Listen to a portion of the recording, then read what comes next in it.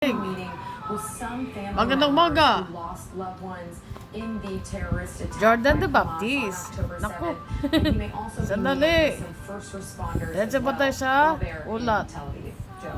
Monica, stay with us. Let me bring Rafa in now. So the other big story this morning, of course, was finger pointing from both sides. Magandang umaga sa lahat. Ako po si kapanalig na lingkod. We've also now Father seen Moises, good morning. across the Middle East in response to that, Ayan, oh. including in Jordan. That is where President Biden was supposed to go for a summit with other leaders in the region before that part of the trip was canceled.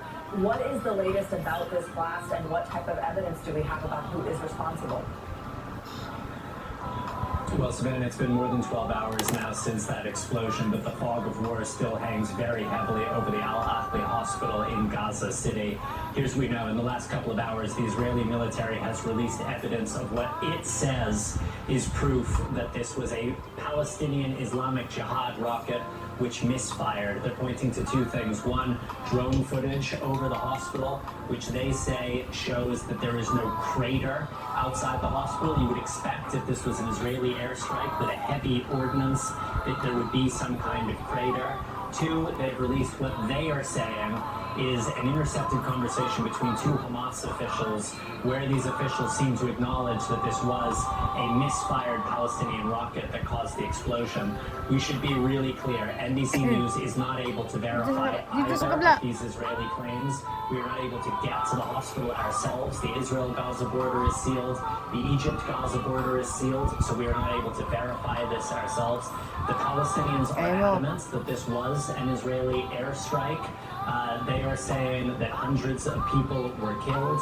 It is worth saying Hamas and Islamic Jihad do not acknowledge that their rockets do fall in Gaza, which does happen. But it is also worth saying that this is a much, much larger death toll than what we would normally associate with Palestinian rockets, which are deadly, which are dangerous, but they do not normally kill hundreds of people.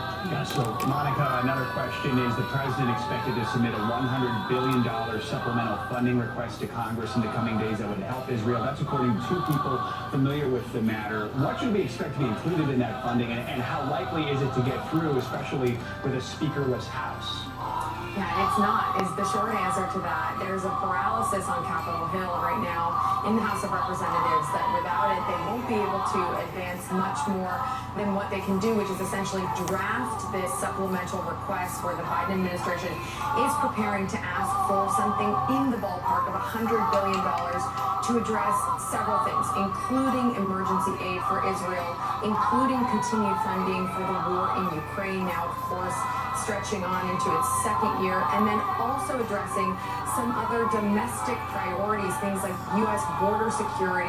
And the question here now becomes, is there enough bipartisan support for something like this? We know that there have been differing views on several pieces of it. There's also a push to include some money for Taiwan, so that is why it is such a large number. But I am also told by somebody involved in this that it's not finalized yet because the contours could change, and that could also be shifted because of the president's time on the ground in Israel, depending on what more